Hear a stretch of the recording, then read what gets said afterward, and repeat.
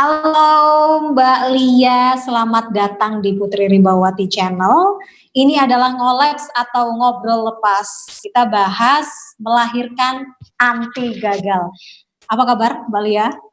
Baik Mbak Putri, terima kasih. Mbak Putri gimana kabarnya? Alhamdulillah baik, senang sekali hari ini mau menambah ilmu baru, mau tanya-tanya ke orang yang sangat paham, pakarnya di sini. Karena Mbak Lia ini adalah bidan sekaligus founder @familia.id, ya Mbak ya? Betul sekali. Oke, boleh tahu seputar @familia.id itu apa Mbak? Platform apa, organisasi apa? Sebelum kita ke topik kita ya. Jadi Familia tuh kayak sosial bisnis gitu ya, yang saya establish, yang saya found, tujuannya untuk meningkatkan kualitas kesehatan ibu dan anak gitu. Jadi saya dulu nih background-nya sebagai bidan, terus habis itu saya juga pernah join di tim penurunan angka kematian ibu di Jawa Timur. And then saya melihat many problems gitu loh terkait dengan kesehatan ibu dan anak di Indonesia. Angka kematian ibu dan anak masih tinggi, angka kematian bayi masih tinggi, kan, terus kualitas masih sangat rendah sekali. Terus akhirnya saya berinisiatif untuk menciptakan social business ini. Jadi tujuannya tuh untuk meningkatkan awareness gitu, nggak hanya ibu, tapi keluarga juga terkait dengan kesehatan ibu dan anak. Siapa yang paling utama yang harus peduli sih Mbak? Selain ibunya sendiri ya? Yang pasti suami ya kan, suami, karena hamil itu kan berdua ya, katakanlah kasarannya berdua, hamil berdua ya kan, ngasuhnya berdua. Selain itu juga keluarga, lingkungan sekitar, dan juga yang nggak kalah penting masyarakat dan pemerintah ini juga punya tanggung jawab, role yang penting sekali untuk kesejahteraan dan kesehatan ibu dan anak. Jadi memang tanpa sengaja atau tanpa disadari masyarakat, sebenarnya ketika ada pengetahuan seperti ini ya, tentang melahirkan, persalinan, dan lain sebagainya, itu sebenarnya erat kaitannya sama semua pihak.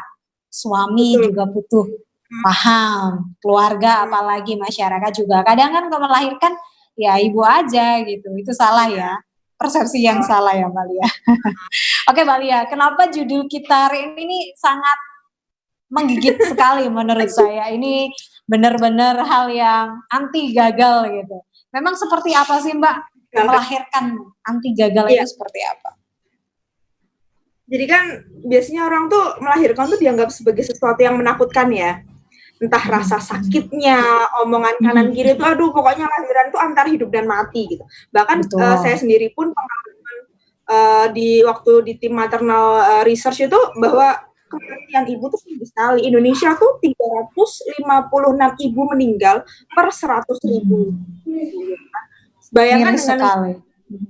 Sangat miris gitu. Bayangkan dengan negara-negara maju kayak misalnya UK atau Belanda gitu ya. Mereka angkanya cuma 8, 10. Sedangkan kita 3 digit gitu loh. Nah, iya.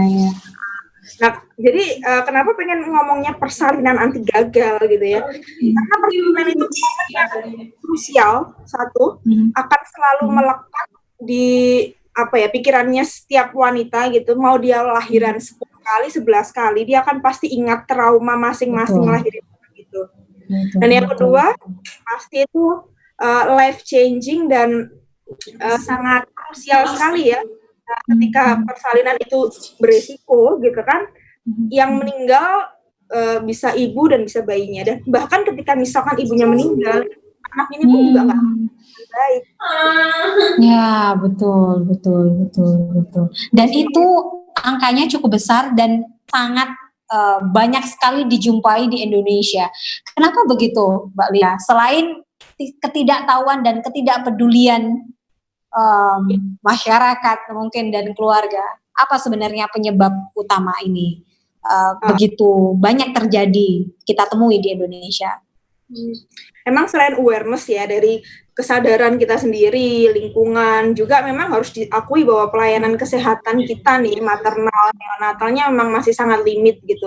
Akses terhadap fasilitas kesehatan, rujukan, misalkan ibunya nih hamil dengan komplikasi misalkan darah tinggi segala macam, terus habis itu mau dirujuk, apalagi di Indonesia juga transportasinya, infrastrukturnya kan belum semuanya merata ya, apalagi kalau yang di pedalaman harus lewat sungai dulu, harus lewat jalan-jalan yang akhirnya ketika sampai di rumah sakit besar cuman tinggal sorry to say meninggalnya aja gitu, karena juga kita nggak bisa dengan cepat nolong gitu. Betul. Banyak sekali faktornya. Itu di luar kendali Mbak Lia juga, maksudnya bidan juga atau pihak kesehatan, tim kesehatan juga ketika banyak hal yang tidak supporting ya Mbak Lia. Ada pengalaman menarik di bidang itu nggak Mbak Lia? Mungkin hal yang menurut Mbak Lia ini benar-benar tak terlupakan yang Mbak Lia sendiri pernah alami, baik itu pengalaman pribadi atau yang pernah Mbak Lia jumpai sebagai bidan. Kalau alhamdulillah ya sampai sekarang tuh mungkin kalau nolong persalinan tuh alhamdulillah nggak pernah ada yang sampai meninggal atau sampai apa. Cuman kalau misalkan waktu di rumah sakit, kalau di rumah sakit kan saya waktu itu pernah di rumah sakit Dr. Sutomo ya, salah satu rumah sakit rujukan di Jawa Timur yang paling besar di Surabaya. Pasiennya kan ya. Ngelihat ibu meninggal, ngelihat bayi yang lahirnya sangat kecil sekali itu sangat sering gitu, dan miris ya, karena kualitas kadang tuh gini, kita tuh tahu, waduh ini kayak gini, terus nanti ke depannya pun kita juga udah bisa predik kan, ya anak juga nggak akan tumbuh dengan optimal gitu, si ibunya juga seperti itu. Jadi itu pengalaman sedihnya. Kalau pengalaman yang mengharu biru biasanya berkaitan dengan sosial ya, kayak misalkan ibu mau melahirkan, terus adalah drama-dramanya sama ibunya, gitu kan, akhirnya lahirannya susah, dan akhirnya harus menangis minta maaf, nah kayak gitu tuh banyak. Jadi drama-drama persalinan, maksudnya bilang bahwa persalinan ini sangat complicated gitu, nggak hanya threatening buat sebagian orang, tapi juga traumatiknya itu sampai panjang, dan itu yang menentukan bagaimana nurture our kids for the future. Itu berdasarkan pengalaman kita. Kalau persalinannya bahagia, ibunya puas, pasti pengasuhan anaknya ke depannya pun juga bakal baik. Ternyata sebenarnya tanpa disadari juga ya apa yang terjadi ketika persalinan, ketika melahirkan, seperti Mbak Lia ceritakan, traumatik itu dampaknya luar biasa, bukan hanya kepada ibu tetapi kepada buah hati juga gitu. Ini salah satu poin penting yang mau Mbak Lia sampaikan, sepertinya ada di slide Mbak Lia. Benar. Ada ya. Oke. Gimana Mbak, sorry? Ada, ini juga poin penting yang mau disampaikan Mbak Lia, ada di slide. Jadi biar ditampilkan juga slide-nya. Boleh. Dari aku ya nih ya berarti. Ini sudah ditampilkan operator kami. Sorry. Ya. Oke. Yang pertama, oke. Yang ini bukan Mbak, yang ini ya. Dimulai sejak kehamilan ya, benar. Yang ini ya. Ya, jadi kan tadi aku bahas bahwa persalinan itu titik yang paling krusial gitu ya, kayak momoknya semuanya. Nah, tapi sebenarnya kita tuh bisa mempersiapkan tuh semuanya dimulai dari sejak kehamilan. Jadi Tuhan tuh ngasih waktu 9 bulan nih, bukan tanpa alasan. Kenapa sih nggak kayak misalkan hewan kucing atau kuda yang kayaknya cuma beberapa hari gitu ya, kan cepat gitu. Kan manusia lama banget ya 9 bulan. Betul, gitu. 9 bulan 10 hari menurut teori ya. Itu kenapa Mbak Lia? Karena waktu 9 bulan itu udah Tuhan tuh udah kasih sangat cukup buat kita sebagai ibu, sebagai ayah, sebagai calon orang tua untuk belajar how becoming a parent. Tapi hal ini juga akan menjadi apa ya istilahnya salah ketika fase kehamilan ini juga bermasalah gitu. Jadi fase persalinan itu nggak bisa pada ceder hari H, nggak bisa, harus 9 bulan sebelumnya kan. Nah, 9 bulan sebelumnya pun harus dipersiapkan gitu. Jadi yang pertama yang pastinya ada perencanaan sebelum hamil, atau biasa kita sebut dengan prakonsepsi. Harusnya sih sebelum nikah juga termasuk ya, tapi kalau nikah kan panjang nih. Nah, jadi ketika sebelum hamil kita harus tahu kondisi kesehatan kita seperti apa. Karena gini, hamil itu meningkatkan risiko terjadinya penyakit yang udah kita derita. Oke. Ya, ketika anemia pun kan bertambah parah. Ibu, benar. Nah, ibu yang sakit jantung nih, misalkan punya penyakit jantung bawaan gitu ya sejak kecil, ketika dia hamil, penyakit jantungnya akan semakin parah. Aku paham. Jadi kenapa di masyarakat itu sering banget bilangnya bawaan bayi. Mbak, kayak mitos, maksudnya kayak, oh ini lagi sakit, ini bawaan bayi.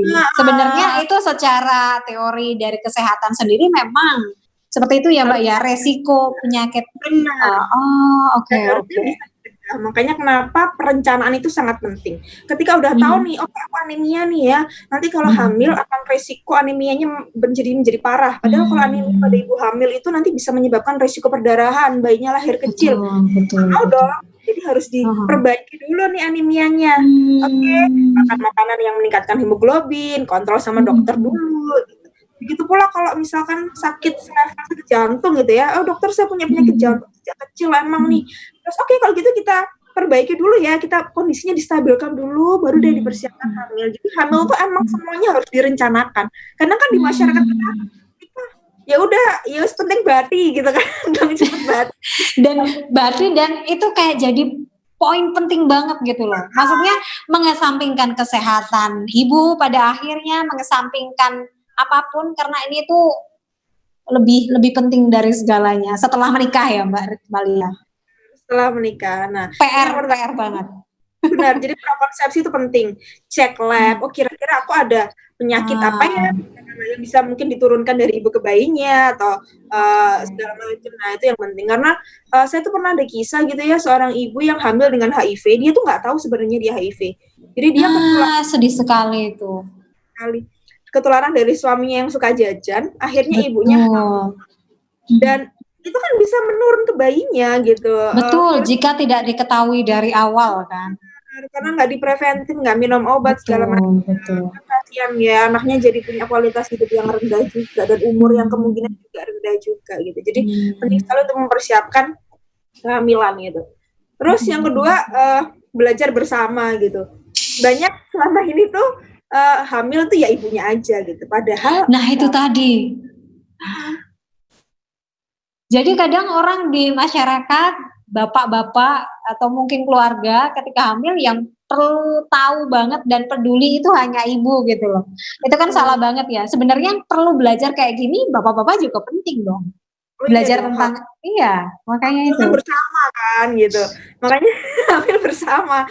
Jadi makanya kalau misalkan, dan sekarang kan banyak ya, mau belajar tuh bisa lewat artikel ada, WhatsApp, grup WhatsApp, ya community gitu, bisa buku-buku tentang kehamilan juga udah luar biasa banyak sekali gitu lah. Memang ya harus rajin baca atau mungkin ya di YouTube, kalaupun ke dokter, ya kan. Jadi gini, kadang tuh kita tuh ke dokter atau ke bidan tuh sebentar aja gitu, ya oke cek segala macam, karena kita nggak mempersiapkan gitu. Kalau misalkan emang kita orang awam banget ya yang nggak tahu tentang ibu anak segala macam, harusnya kita belajar dulu nih. Kalau belajar kan pasti kita akan banyak bertanya. Dan ketika you see the doctor, you see the midwife, and then you can question, kenapa sih begini? Nah, harusnya ya ibu yang aktif tuh. Betul. Iya, tapi kan nggak semua pada akhirnya punya pengetahuan yang cukup atau cukup paham tentang kondisi itu ya Mbak Lia. Pada dasarnya ini hampir, aku nggak tahu secara persentase exactly-nya berapa, tapi mungkin lebih dari 50% ibu di luar sana ini yang penting ya hamil itu penting, melahirkan, punya anak, that's it. Itu yang miris sih, karena literasi kita kan juga rendah ya. Jadi emang kalau mau encourage untuk belajar dengan masyarakat yang tingkat literasinya rendah itu emang this is challenging sih. Tapi ya itu pentingnya salah satu tugas atau agenda yang diemban Familia.id ya Mbak ya. To improve awareness, to increase awareness juga. Lalu tadi Mbak Lia sempat bilang tentang bagaimana trauma itu terjadi, kemudian itu berpengaruh juga kepada, bukan hanya kepada ibu, tetapi juga kepada sang buah hati gitu. Bagaimana itu, kaitannya seperti apa, bagaimana itu bisa terjadi Mbak Lia?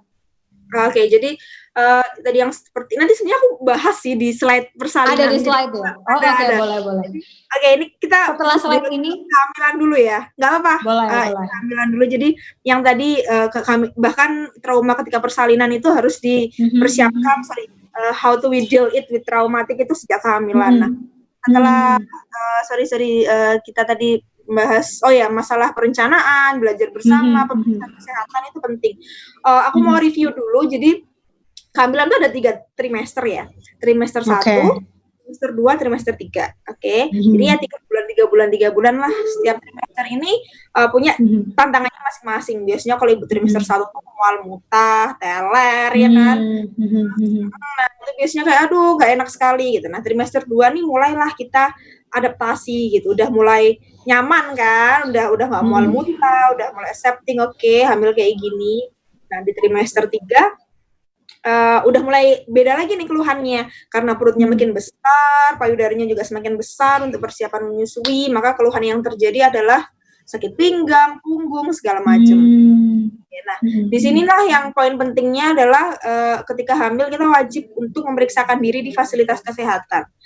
WHO merekomendasikan antenatal ya, atau pemeriksaan hamil tuh 4 kali selama masa kehamilan. 4 kali selama masa kehamilan ya. Minimal itu. Jadi 1 kali waktu trimester 1 yaitu 0 sampai 3 bulan, 1 kali waktu trimester 2 4 sampai 6 bulan, dan 2 kali pada waktu trimester 3. USG atau ultrasonografi itu sekitar 2 sampai 3 kali. Jadi nggak selalu harus USG ya. Nah, kadang tuh kan kita di sini overdoingnya tuh kayak dikit-dikit USG, dikit-dikit USG. Benar. Itu merupakan nggak masalah sih, memang nggak ada bukti yang menyatakan bahwa USG itu membahayakan. Cuman kalau misal saya pernah tinggal di UK nih, saya pernah tinggal di Inggris waktu itu.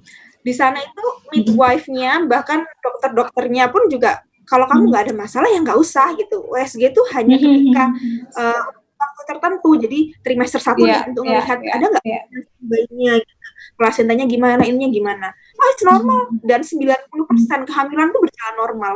Hanya 10% aja nih yang ada komplikasi. Jadi it's okay, ya udah gitu. Nah, selain itu juga persiapan fisik nih. Ini aku benar-benar sangat kerasa banget ya. Jadi kan aku juga instruktur yoga hamil kan. Jadi di Familia ini kita juga ada program prenatal yoga atau yoga selama hamil. Dan itu beda banget Mbak. Aku ngerasain ketika dengan tadi yang aku sebutin ya, setiap ibu hamil tuh punya keluhannya masing-masing gitu. Nah, salah satunya misalkan di trimester ketiga tuh ibu-ibu udah sering nyeri punggung. Dengan cara olahraga nih, kita tuh mengurangi sekali keluhan pada waktu hamil. Karena ketika kita hamil dan ada keluhan, sebenarnya tubuh kita tuh lagi bilang, there is something wrong with your body. Benerin yuk. Karena hamil tuh. Ya kan? Jadi benerin yuk. Nah, karena perutnya gede, payudarnya makin gede, ya kan?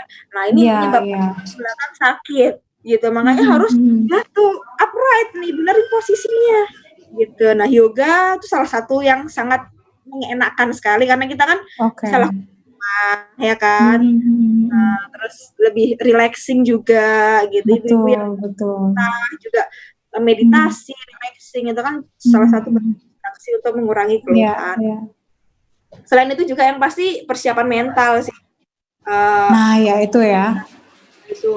Jadi nggak usah dengerin mitos-mitos, fakta-fakta. Banyak banget yang tanya sama aku setiap kali mitos, fakta seperti benar. A, B, C, D, E gitu sama ibunya, sama neneknya, sama mertuanya. Karena ya mereka kadang parno sendiri kan. Nah, ketika kita tahu ilmunya, sebenarnya akan lebih mudah bagi kita untuk mengelola pikiran kita. Jadi, I know what is wrong and what is right, ya kan? Kalau misalkan nggak tahu, ya udah tanya. Sekarang udah banyak banget kan, tanya dokternya, tanya kita bisa tanya ke ahlinya gitu.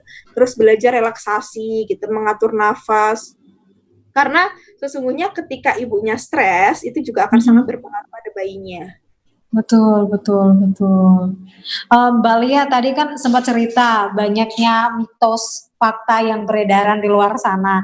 Itu nggak bisa dipungkiri di mana kita bermasyarakat, dan mohon maaf ini tidak maksud ini suku apa-apa, tapi biasanya memang rata-rata kayak di Jawa atau di desa, menurut nenek leluhur, menurut nenek moyang, menurut mbah, menurut siapa aja, kadang kalau nggak nurut gitu kan, ini kamu tuh nggak ngerti, ini kita yang ya itu kan juga challenging juga ya Mbak, kita hidup di masyarakat ya. Bagaimana Makanya menjaga perasaan mertua. ya itu sih. Makanya biasanya kalau aku ya akan kasih saran bawa ibunya, mertuanya ke sini deh. Jadi biar pihak ketiga, biar dokter atau yang menjelaskan. soalnya kalau anaknya atau menantunya nggak akan percaya karena mereka kan Betul. loh aku lo tahu ngalami gitu, aku udah pernah Iya, ngalamin iya. sampai kamu aku segede ini gitu. Jadi Iya. kasihin yang ahlinya aja, dan biar dokter sama bidannya ngasih tahu. Biasanya kan lebih nurut sih. Benar. Butuh ahli lah ya kayak gini tuh yang menjelaskan. Iya, apa sih Mbak yang biasa sering ditanyakan? Mitos-mitos yang sering ditanyakan apa biasanya? Yang pasti biasanya ibu hamil tuh nggak boleh makan nanas, itu udah banyak banget kan. Nggak boleh Ya, makan nanas. durian, nah, pokoknya makan hal Buah-buah yang katanya ini ya itulah. yang nah ya katanya kalau misalkan nanas tuh bisa bikin keguguran. Ya kalau makannya 10 kilo ya iya kan perutnya panas gitu kan. Saya kadang jawab gitu aja sih. Orang nggak hamil aja makan itu kebanyakan juga nggak sehat gitu, suatu yang berlebihan ya Mbak ya. Bener sih. Nggak perlu nunggu hamil. Bahkan ya ada kan kadang gini, ibu hamil nggak boleh makan sushi gitu ya kan, pernah gitu. Karena yang mentah-mentah itu ya, iya benar-benar aku sering denger itu. Dengar kan? Nah itu sebenarnya juga masih debatable sih. Mentahnya di sini kan takutnya kotor, ada bakteri salmonellanya. Tapi ketika kamu misalnya sushi di restoran yang fancy lah, yang bersih, yang mewah, yang kamu yakin nih hygiene-nya oke, it's okay. Ada beberapa pakar yang ya udah makan aja gitu. Yang penting kamu tahu kebersihannya, ini prosesnya gimana gitu. Toh kita juga nggak akan mungkin makan banyak banget kan. Pasti ada limit. Betul. Sebenarnya hal-hal yang nggak baik itu karena ada alasannya. Maksudnya alasan kesehatan juga gitu loh. Bukan lantas memang nggak boleh atau ini tuh nggak. Jadi memang harus tahu ya. Seperti yang tadi makanan mentah itu. Sebenarnya ya karena ada kekhawatiran ada bakteri itu yang bikin nggak sehat kan. Oke, Mbak Lia, setelah tadi ini bagaimana proses tadi ya persiapan ketika dimulai kehamilan, kemudian lanjut di fase apa ini Mbak Lia? Selanjutnya ketika 9 bulan itu udah, nah kita masuk ke fase persalinan ya kan. Nah, ini yang cukup krusial di sini. Jadi kenapa sih persalinan itu bisa bahkan menentukan gimana kita nanti akan membesarkan anak kita? Karena setiap perempuan akan ingat trauma persalinannya tuh membekas di alam bawah sadar seperti yang tadi saya sampaikan gitu ya. Bahkan mungkin kalau kita punya 11 anak kayak Gen Halilintar lah ya. Saya yakin ibunya tuh setiap momennya itu ingat ya Mbak Lia, benar. Ada pernah nih salah satu cerita sama saya bahwa dia tuh ibunya punya anak 3 nih. Anak pertamanya nih lahirnya susah sekali. Anak kedua dan ketiganya ibunya udah belajar dan lebih enak. Ketika si ibu ini membesarkan anak ini gitu ya, setiap kali anaknya nakal, dalam tanda kutip nakal, atau mungkin tidak sesuai dengan ekspektasi ibunya gitu kan, ibunya tuh marahnya tuh langsung gitu, langsung menyakiti hati. Berbeda perlakuannya ketika dengan kedua adiknya, yang notabene ibunya merasa persalinannya lebih menyenangkan gitu, karena aduh ibunya bisa banget ya kan, kayak apa namanya lahirin kamu. Jadi dan sebenarnya ibunya menyadari memang, cuman kan memang trauma healing itu nggak bisa dalam waktu singkat. Nggak mudah ya. Gitu. Nah di sini juga akhirnya bapaknya berperan, dalam arti bapaknya yang memberikan kasih sayang lebih ke anak pertamanya. Jadi supaya balance lah. Gitu.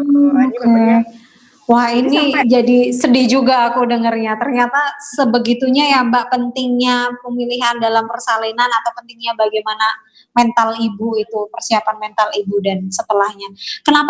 Kenapa begitu ya Mbak ya? Maksudnya gini, berarti kalau misalkan kita mau ketika mau melahirkan itu ya, proses persalinan, kita harus tahu mengenali diri kita, terus kita pengen seperti apa. Gitu kali ya, atau gimana? Yang membuat kita happy.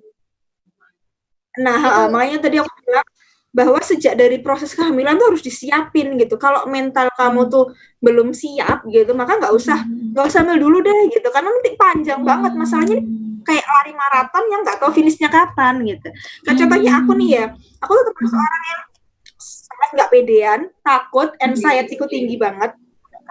Nah, aku memutuskan untuk oke nanti dulu ya, kayaknya aku belum siap deh punya anak gitu kan. Even aku dan malah seorang bidan tuh kita sering banget kan ngelihat trauma orang lain. Betul. Itu yang akibat juga ini berdampak ke bagaimana Mbak Lia berpikir ya, konstruksi berpikirnya itu jadi Jadi kayak, dan selama aku nolong persalinan tuh pasti nggak ada yang, kayaknya belum ada yang sangat menyenangkan. Ada mungkin beberapa yang cepat dan ibunya enak gitu, tapi kebanyakan pasti ribuh gitu. Iya, paham. Ya kan? Dan aku pikir itu normal loh Mbak Lia. Aku pikir tuh semua wanita akan mengalami fase itu. Serius. Ini baru bener-bener aku tahu kayak baru ternyata ada yang semenyenangkan itu. Ternyata ada yang itu terjadi gitu loh. Aku pikir ketika sejauh ini aku pernah lihat nggak sih ya, aku pernah lah 1-2 gitu kakak iparku gitu. Dan ini tapi ya aku nggak bener-bener ini ya, cuma tahu bagaimana proses ketika pembukaan atau sejenisnya itu ya. Dan aku pikir semua orang mengalami fase itu gitu loh. Semua orang akan mengalami fase-fase yang teriak-teriak itu, yang kesakitan itu gitu. Karena emosi negatif tuh lebih gampang diceritain. Orang kayak aku sakit, aku ya gitu. Ini jadi semua kayak benar. Nggak kayak gitu. Makanya di persalinan tuh ada istilahnya gentle birth. Jadi persalinan minim trauma. Nanti aku akan bahas. Minim trauma tuh nggak hanya normal aja, tapi sesar pun juga bisa. Gitu. Apalagi sekarang kan di sosial media tuh antara sesar versus normal banyak ya. Benar banget. Seolah-olah tuh ada persaingan gitu. Nah, persalinan sendiri tuh bahkan tadi Mbak Putri jadi nyinggung, aku jadi ingat ada yang namanya orgasmic birth gitu. Jadi perempuan melahirkan tapi berasa kayak orgasme karena saking happy. Jadi persalinan how happy. That's it gitu. Nah, kadang kalau di sekitar kita kan jadi tertutup dengan info-info yang negatif itu ya, padahal benar. That's right. Gitu ya, sih. Jadi ya itu benar-benar ini hal baru banget sih Mbak Lia, justru buat aku sendiri yang mungkin karena aku belum punya pasangan dan juga berencana ke sana, jadi aku tidak banyak mengetahui tentang itu, dan ini benar-benar penting banget ini. Aku akan mencapai ke sana. Tapi kalau boleh tahu nih Mbak Lia, aku kayak benar-benar mempersiapkan gitu ya. Boleh tahu itu sebenarnya ada berapa jenis atau apa aja kalau misalkan dipilah dari persalinan itu? Ada jenis-jenis gitu atau karakteristik atau apalah ya? Itu nggak sih Mbak? Kan kayak banyak pilihan gitu loh. Di sana ada ya tadi kan Mbak Lia cerita juga ada sesar, terus ada yang aku pernah baca itu yang air itu water birth atau apalah istilahnya itu. Terus ada banyak banget lah ya. Ada yang pakai balon atau apa ya? Bola gitu. Bola. Iya ya. Kayak aku nggak tahu banyak hal-hal kayak gitu. Gimana Mbak Lia? Persalinan itu bayi itu bisa lewat yang pertama. Ini aku pakai bahasa medis ya. Lewat vagina. Ya, nanti sambil dijelaskan juga. Lewat vagina sama lewat perut gitu kan. Nah, sebenarnya nih secara teori 90% persalinan itu berlangsung normal. Jadi cuma ada 10% aja yang komplikasi. Nah, 10% komplikasi ini biasanya kita menggunakan SC atau sesar, ya kan, lewat perut dengan bedah major. Terus kalau yang persalinan lewat vagina, ini banyak sih variasinya. Mungkin bisa lahiran di air, misalkan. Mungkin kayak penyanyi Andin lah ya. Andin dia kan waterboard nih. Betul, vagina, itu yang aku tahu. Tapi di kolam gitu. Atau ada yang menggunakan epidural atau ILA. Jadi diblok rasa sakitnya. Sehingga dia nggak ngerasain sakit.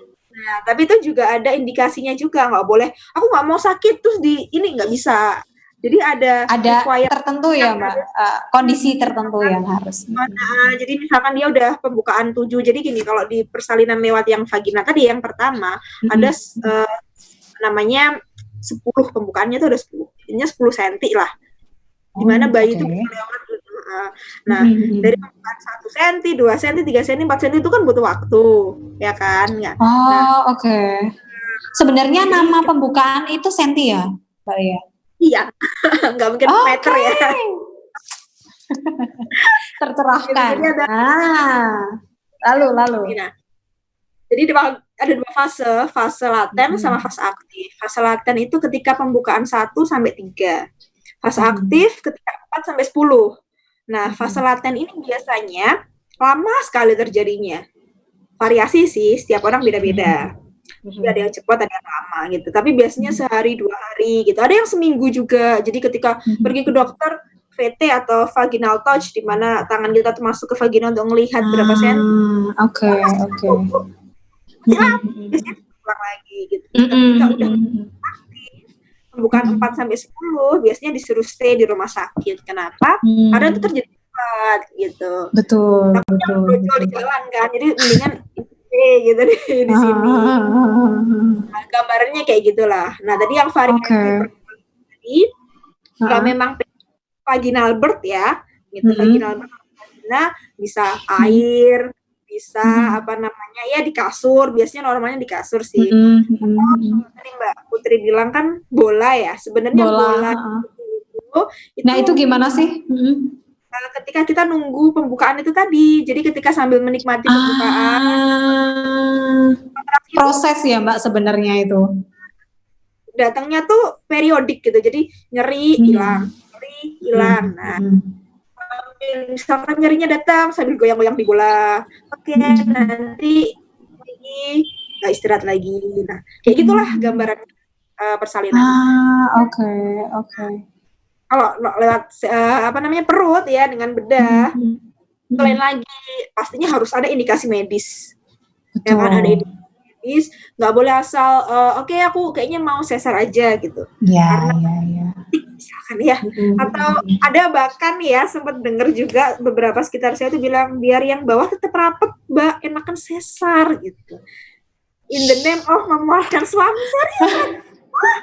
Gila sih. Tapi iya gila sih. Bahkan kan banyak juga di fenomena di luar sana itu omongan masyarakat yang ketika dia tidak melahirkan vagina tadi atau vaginal birth tadi, itu bukan dikatakan kayak ibu sesungguhnya atau tidak melahirkan gitu-gitu kan.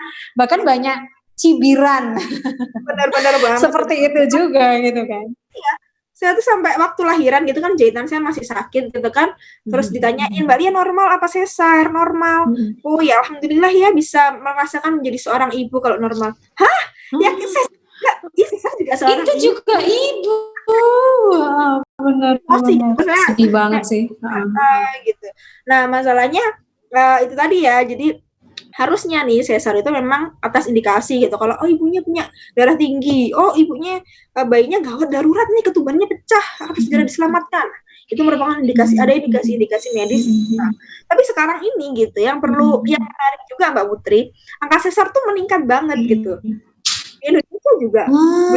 Itu berarti bukan karena indikasi kesehatan lagi ya Mbak kira-kira? Ada. Nah, itu sih juga jadi oknum-oknum di mana bukan karena indikasi medis lagi, padahal nih ya sesar itu sangat berisiko karena itu kan termasuk major surgery ya. Jadi, kalau misalkan persalinan, sobeknya itu cuma sobek kulit aja, vagina luar, sakit jahitan gitu. Kalau sesar kan sampai rahimnya, sampai organ dalamnya juga. Aku udah ikut sakit.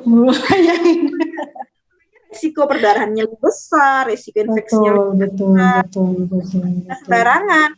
Jadi pilihannya tuh kalau nggak menyelamatkan nyawa ibu dan bayinya, ini yang menjadi concern utamanya, bukan karena kamu pengen bayinya cantik atau kamu pengen biar rapet atau apalah gitu. Gitu lah. Masalahnya sedihnya di Indonesia ini WHO nih ya bilang maksimal angka sesar di suatu negara tuh 10-15%. Di Indonesia sedangkan kita udah hampir 20%, udah 20%. Tinggi sekali ya. Salah satunya ya adalah mungkin beberapa oknum memang kan kayak apa Hmm, namanya dari sisi kita nggak bisa nyalahin salah satu sisi ya karena semuanya betul bertanggung betul jawab ya ya dari ya. kesehatan juga ibunya juga gitu. Salah satunya sebenarnya saya pengen empower juga di Familia ini ketika harusnya kita bisa lahiran normal loh per vaginal, tapi kenapa harus sesar Hmm. ya? Oh ternyata fisik kita tuh nggak kuat gitu. Padahal persalinan Oh, kuat your body gitu kan. yes, Tubuh true. itu diciptakan sempurna sama Tuhan untuk melahirkan. Udah desain sempurna untuk melahirkan. Bayi Hmm. itu pinter banget loh cari jalan lahirnya. Tapi gimana Iya, mau dengan secara alamiah sebenarnya itu sudah Masya Allah banget ya Mbak Lia, itu udah tidak bisa dideskripsikan secara kata-kata ya kan? uh, jadi ya kadang tuh sedihnya itu sih harusnya kan bisa tapi kenapa nggak bisa ya oh emang sih kita lihat bahwa Hmm. sekarang tuh orang tidak olahraga ya kan makannya Hmm, nggak hmm, hmm, teratur gitu sehingga hmm, akhirnya hmm. kita sendiri deh yang membuat komplikasi itu terjadi gitu tubuh kita yang kaku banget gitu ya gimana bayinya mau lahir kalau ototmu ligamen-ligamenmu tuh nggak lentur gimana dia mau Oke. lewat gitu Hmm, hmm, hmm, hmm. nah jadi ya Iya, kita sendiri itu yang balik balik ke tubuh kita sendiri ya, Mbak Lia. Lalu Mbak Lia, ini kenapa apa gimana gimana? Gimana Mbak Lia tadi uh, kata-kata terakhir? Oke, aku bilang persiapan fisik ini sangat penting sekali karena uh, Oke. Okay. your body gitu. Iya, Mbak Lia kan kadang itu banyak juga mungkin yang Mbak Lia sebut tadi oknum ya, mungkin oknum siapapun itu gitu. Itu mungkin juga ngasih iming-iming tadi ya, yang itu mungkin biar tetap oke gitu ya, posisi itu biar tetap oke dan juga ini mungkin kondisinya akan lebih ini, lebih bisa pilih ini, pilih itu gitu. Kan banyak juga kayak di selebritis atau mungkin public figure yang sering kita lihat juga ini karena tanggal ini, tanggal cantik, hari ini apa segala macam. Jadi itu sepertinya semakin mudah gitu loh, seolah itu semakin mudah dilakukan gitu di tempat Dan kita. kadang tuh tenaga kesehatannya juga gitu karena kita tahu sesar mahal ya dari normal. Makanya itu saya pikir kan ada yang lebih Dapat murah, juga lebih lebih murah. besar gitu. Ya itu moral Oke. hazard sih ya kalau misalkan kita sendiri di profesi kesehatan juga harus diakui emang beberapa teman sejawat kita juga kayaknya lebih marah karena ada yang sesar nih gitu karena Benar, bisa benar.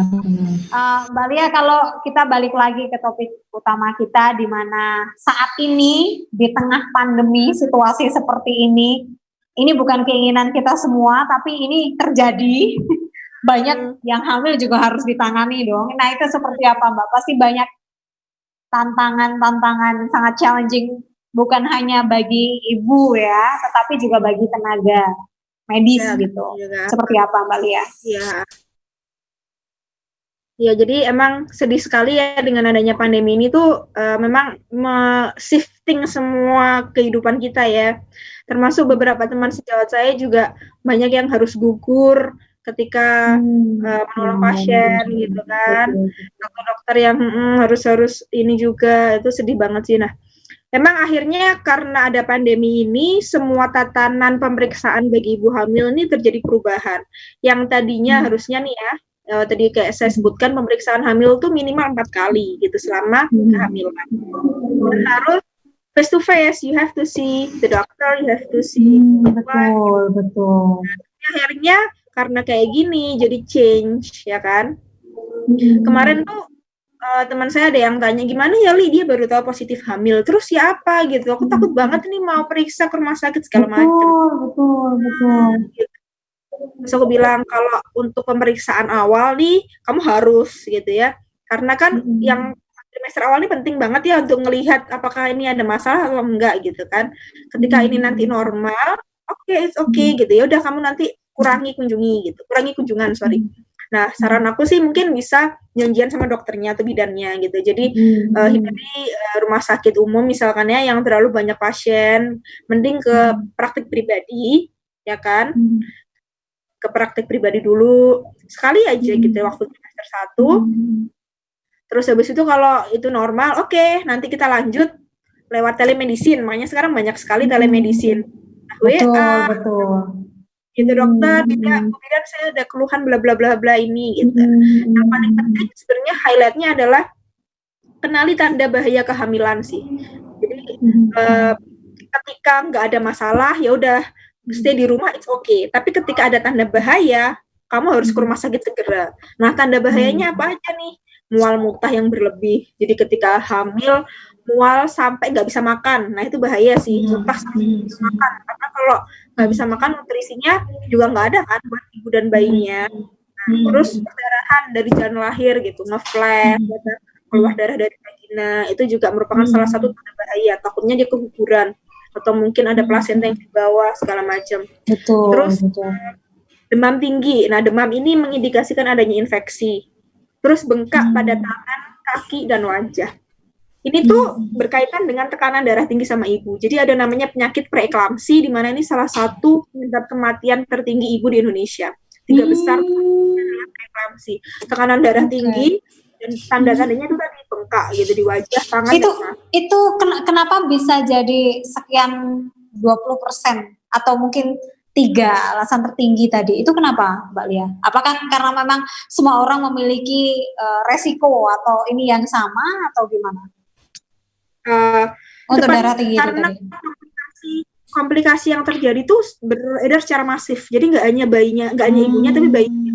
Ketika ibunya tekanan darah tinggi, bayinya terganggu, bahkan ibunya bisa koma, bisa tegang, bayinya kalau misalnya ibunya kejang, aliran darahnya ke bayi terbatas, akhirnya bayinya gawat darurat. Jadi lot of complication di mana tek-teknya tuh sangat challenging banget gitu loh. Nah, yang loss di situ. Ketika hamil terus bengkak nih tangan, kaki, terus tekanan darahnya tinggi, itu harus segera ke rumah sakit. Karena itu salah satu indikasi itu ya Mbak ya. Selain juga ketuban pecah sebelum waktunya gitu. Jadi ibu hamil itu kalau kita biasanya pakainya minggu ya, bukan bulan. Normalnya tuh 27 minggu sampai 40 minggu rata-rata. Sampai 42 juga bisa. Ketika ketubannya pecah sebelum itu, nah itu merupakan salah satu tanda kamu harus segera asking for help gitu. Karena kita tahu kan bayi galon gitu kan, ada airnya, bayinya di dalam. Kalau ketubannya pecah, airnya hilang, maksudnya merembes. Dalam situ nggak ada yang nyokong. Nah, makanya salah satu. Dan itu yang terakhir, oh ya, pergerakan janin. Ini sih yang tadi bisa dideteksi ibu ya. Jadi setiap hari bergerak. Mulai usia 4 bulan. Jadi kalau mungkin di dalam kan ruh itu ditiupkan di usia 4 bulan ya, makanya kenapa ada pengajian kalau sebenarnya kalau di sains itu usia 18 minggu itu mulai pertama kali bayi itu bergerak. Nah,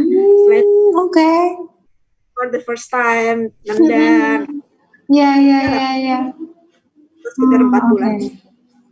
Nah, ketika bayi bergerak, semakin bertambahnya usia kehamilan, gerakannya makin banyak. Tapi ketika ada momen di mana, kok dia nggak bergerak ya? Dalam waktu 1 jam atau berapa ini ada, nah itu perlu was-was nih, ada apa nih? Jangan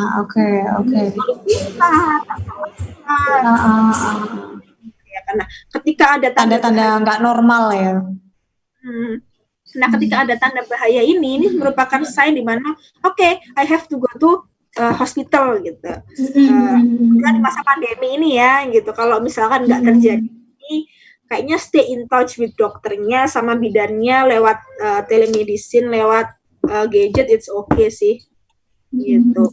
Sebenarnya dengan di situasi seperti ini juga kemampuan orang dalam menggunakan teknologi ya, sosial media, atau itu juga berkembang sih, karena kita mau nggak mau kita terpaksa harus menggunakan itu di saat semua harus dikerjakan di rumah. Ya, bener banget, termasuk medis pun juga jadi kayak gitu, walaupun susah kan ketika kita periksa pasien, harusnya fisik yang kita harus fisik, bukan hanya melihat tapi menyentuh kan ya Mbak, dimana sekarang harus physical distancing, sebisa mungkin tidak bersentuhan. How come? Apalagi challenging ya. Kan yang paling berisiko juga ya, Terus ketika kita ketemu pasien, kita menularkan kan kita nggak tahu. Nah, makanya itu ya, that's challenging tuh banget. Benar. Ini di next slide kita bahas apa, Mbak Lia? This is the last ini sih sebenarnya the last slide. Jadi yang ingin saya highlight, oh ya, sama saya tambahin ya Mbak Putri tentang. Iya, nanti dulu deh kalau last slide berarti kita ngobrol itu nanti untuk last point gitu. Nah, tadi kita sempat bahas ini kan yang persalinan, lalu bagaimana menikmatinya, bagaimana memilih, ini topik yang sangat menarik sekali menurut saya pribadi. Dimana saya tuh akhirnya jadi kepikiran gitu. Nanti saya tuh tipe orang yang kayak ya gimana ya? Kayak kebayang-bayang nanti tuh pengen kayak yang pernikahan tuh kayak gini, ala-ala princess gitu. Terus nanti gini. Ternyata sekarang itu tuh nggak penting banget gitu. Saya lebih penting mikir, oh ya saya tuh selalu pengen punya anak kembar laki-laki perempuan, karena ibu saya itu juga kembar laki-laki perempuan gitu kan Mbak. Jadi kayak pengen banget kayak ibu saya gitu. Jadi pengen banget saya tuh nanti punya laki-laki perempuan gitu. Ya keinginan-keinginan tahu lah Mbak. Iya. Lucu. Terus ternyata iya lucu gitu, kayak mikir ini lucu, aku nanti pengen gini. Tapi ternyata jauh lebih penting adalah tadi persalinan yang menyenangkan, benar. Mental yang siap, persiapan yang semua tuh harus dipikirkan dan itu harus berilmu gitu. Ibu tuh harus knowledge is power. Jadi kayak mungkin Mbak Putri sempat ada sesi juga kan tentang maternal mental health ya kan, anxiety. Betul. Itu kan sebenarnya kenapa ada postpartum depression, kenapa ada baby blues ya kan. Betul. Mungkin salah satunya adalah ketika hamil tuh udah cemas, ketika persalinan tuh udah trauma gitu. Nah akhirnya kan semuanya gitu kan. Kalau selama ini gitu kita kadang kan mikir oke, pernikahan aja kita siapin ya detailnya. Iya betul kayak seneng happy harus yang ini, pakaiannya ini, heboh banget lah ya. Ternyata itu jauh di luar sana ada yang lebih penting lagi. Nah, misalkan Mbak Putri nih tadi bilang pengen punya anak kembar gitu ya, cewek cowok lucu. Sebenarnya nih kembar itu termasuk salah satu bentuk kehamilan yang tidak fisiologis. Artinya itu termasuk bukan yang normal ini ya, karena normal. Betul. Bebannya kan lebih tinggi lagi kan. Orang itu aja udah berbagi jantung yang berbagi darah, ini apalagi dua. Oke. Resiko entah prematur entah ini gitu. Tapi if you want it, kita bisa planning nih, apalagi kan sekarang bisa ya planning anak kembar gitu kan. Misalkan jadi nggak yang otomatis, misalkan aku pengen anak kembar dokter, oke, bisa saya berdoa dan ini ternyata aja gitu. Yang natural gitu kan ya, natural banget kayak ya Allah ini kembar laki-laki perempuan ya Allah please. Ternyata itu semua juga bisa di planning ya Mbak Lia. Bisa di planning, bisa paling nggak sel telurnya biasanya perempuan kan 1 bulan 1 keluar sel telur ya kan. Kalau misalkan dari menstruasi akhirnya jadi menstruasi, minta deh oke deh kita bisa bikin yang keluar 2 nih bisa.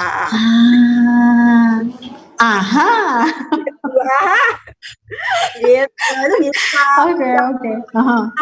Kesehatannya benar-benar dipantau karena ini kan kita nggak tahu hamil kembar resiko nih, jadi harus betul. Harus benar-benar fit ya, secara tadi Mbak Lia cerita, bukan hanya ini, bagaimana fisik itu juga penting. Kalau mau ikut kelasnya Mbak Lia, kelas yoga juga ada di @familia.id. Nanti kita share untuk ininya ya Mbak Lia, jika mau ada yang follow Instagram atau mungkin gabung ke Mbak Lia. Nah tadi kita cerita tentang itu ya, bagaimana agar semuanya itu happy. Bukan hanya ketika menikah happy, tetapi juga perencanaan juga happy, melahirkan juga happy, dan bahagia.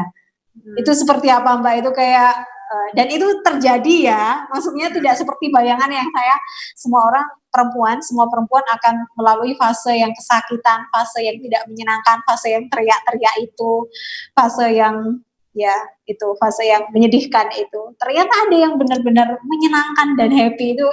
Kayak saya ingin sekali menuju ke sana Mbak Lia, tolong beritahu saya. Yang pasti, yang paling penting knowledge is power, harus belajar. Gitu, harus Oke. belajar. Ya, dan itu berdua ya, paling tidak harus sama suami. Terus Mhm. keluarga, ibu, kalau kalau saya ya, ibu bapak atau mertua itu kita harus pasang boundaries. Yang paling utama tuh suami. Kalau kita udah kuat, insya Allah omongan-omongan, misalkan mitos-mitos hal nggak penting dari kakek neneknya Betul, tuh betul. bisa lah Betul, gitu ya. betul. Karena Yang penting background. background saya bidan, kenapa? Jadi mereka nggak berani sih kalau Betul, betul, betul, betul, betul. perkembangan pribadi gitu. Jadi yang pastinya yang pertama harus belajar. Knowledge is power. Terus siapkan fisik, ya kan? Karena persalinan hamil itu buat your body. Dimana mungkin bayimu bisa lahir dengan gampangnya kalau tubuhmu nggak pernah dilatih, nggak pernah olahraga. Benar, benar, benar, benar. Ya teman dia nggak bisa dong lewat dengan enak, gitu kan? Terus mental ya yang pasti gitu. Karena ketika saya pengalaman pribadi sakit gitu ketika kontrak sakit nggak sakit itu kan kayak masalah mental ya, aduh kok sakit banget. Nah kalau kita ke bawah arus kayak gitu buyar. Benar. Ada, iya benar. Itu ternyata itu kaitannya itu dengan sebenarnya yaitu tubuh kita sendiri itu tadi ya Mbak ya. Kan ada yang sakitnya luar biasa, ada yang sakitnya itu sedang-sedang saja gitu. Tapi aku sebenarnya, tapi sebenarnya aku belum pernah denger yang itu menyenangkan sih Mbak. Ini beneran. Aku tuh baru ya Allah ini mimpi banget ya sih. Aku ingin menuju ke sana. Ilmuku harus cukup gitu. Makanya kita ngobrol terus ya Mbak Lia nanti. Sama di situ Mbak. Jadi ketika udah mau buyar nih kayak aku sakit banget. Ya, ambil nafas. Ya nafas ada kontraksi. Fokusnya ke nafas. Kita mendistraksi diri kita tuh nafas, oke. Nah itu suami itu penting. Kalau suaminya nggak tatak dan nggak tahu ilmunya, oke. Ya udah kita sesar aja, gitu. Ya udah nggak apa-apa. Jadi, oke. Jadi suami-suami di luar sana yang menonton ini ya, calon bapak, calon ayah, suami-suami ini harus paham betul ya kondisinya di mana ini punya peran penting juga untuk menguatkan istri. Tapi sebenarnya gimana Mbak? Jadi ketika nolong persalinan itu bapaknya tuh malah yang semaput karena nggak kuat lihat darah. Ya terus jadi bapaknya bapak jadi duduk dulu gitu. Terus istrinya ya jadi sedih juga ya. Dari sedih dan konyol ya gimana sih nih gitu. Harusnya dia nemenin istrinya nguatin, dia yang kolaps jadinya gitu. Tapi itu momen-momen ya sedih banget sih dimana kadang kan saya jadi ini loh, saya jadi ingat banyak ada beberapa cerita di mana dia harus melahirkan sendiri ketika suaminya ditugaskan. Nah itu jadi sedih banget nggak sih di mana peran suami yang siaga itu sebenarnya nggak cuma siap antar jaga gitu, tapi benar-benar sama mental itu tadi ya, seperti ya aku udah pernah bahas ini juga sama Mbak Rinda gitu, di mana peran suami itu juga sangat vital gitu. Banget. Nah. Aku speechless tau nggak Mbak, kayak aku sekarang udah mulai merencanakan ada hal yang jauh lebih penting untuk ku timba ilmunya, untuk ku lebih perdalam gitu, bukan hanya sekedar pilih wedding dress ya gitu. Wedding gownnya itu kayak jauh lebih penting dari apa gitu. Bahkan waktu hamil pun gitu ya, banyak banget teman-temanku yang kayaknya lebih senang lihat baju-baju bayi, perintilan bayi. Iya betul. Aku ada sepupu aku itu baru ketika ini positif itu udah excited banget buat ini tuh nanti colornya warna apa untuk ininya, terus ruangannya nanti di sini, terus ini bajunya ini ketika apa. Bener sih Mbak, kadang itu kita ke distract sama hal-hal yang sangat tidak utama gitu. Bener banget. Kita lupa prosesnya sendiri gimana kesehatan mental kita. Betul. Tapi Mbak tadi sebenarnya apa Mbak yang paling penting? Yang paling penting gini sih, surrounded ourselves dengan orang-orang yang positif. Jadi keinget Mbak Putri kan selama ini nggak pernah dengar persalinan itu menyenangkan ya. Nah, yes.